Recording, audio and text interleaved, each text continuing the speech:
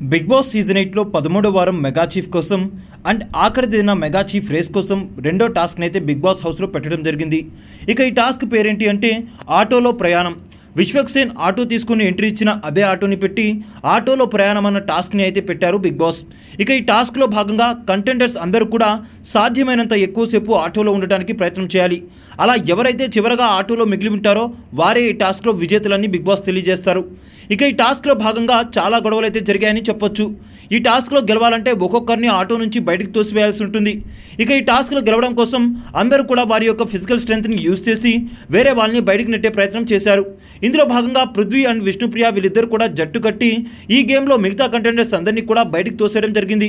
ఇక ఈ టాస్క్లో మొదటగా టేస్టీ తేజాని తోస్తూ బయట కింద పడేయడం జరుగుతుంది. ఇక ఆ తర్వాత రోహిణిని ఏదో కక్ష ఉన్నట్టుగా చాలా బలంగా బయటికి తోసేస్తారు. ఇక రోహిణి అయితే విష్ణుప్రియపై చాలా ఫైర్ అవుతుంది. ఆ తర్వాత యష్మిని పృథ్వీ అండ్ విష్ణుప్రియ ఇద్దరు కలిసి బయటికి నెట్టివేస్తారు. ఇక ఈ టాస్క్లో పృథ్వీ అయితే గెలుస్తాడు. విష్ణుప్రియ పృథ్వీ కోసం త్యాగం చేస్తుంది. అలా ఆఖరిదైన మెగా చీఫ్ కోసం జరిగిన ఈ రెండవ టాస్క్లో పృథ్వీ అయితే గెలిచాడు. అయితే పృథ్వీ విష్ణుప్రియ ఇద్దరు కలిసి యష్మిని బయటికి తోసివేయడం పట్ల యష్మి అయితే చాలా ఫైర్ అవుతుంది. దీనిపైన పృథ్వీ అండ్ యష్మి మధ్య గొడవ కూడా జరుగుతుంది. రెండవ టాస్క్ ముగిసేటప్పటికి పాయింట్స్ టేబుల్లో పృథ్వీ అందరికంటే టాప్లో ఉన్నాడు. ఆ తర్వాత టేస్టీ తేజ, రోహిణి, విష్ణుప్రియ, యష్మి ఉన్నారు. అయితే వీరిలో మెగా చీఫ్ ఈ వారం ఎవరవుతారని మీరు అనుకుంటున్నారో కింద కామెంట్ చేసేయండి.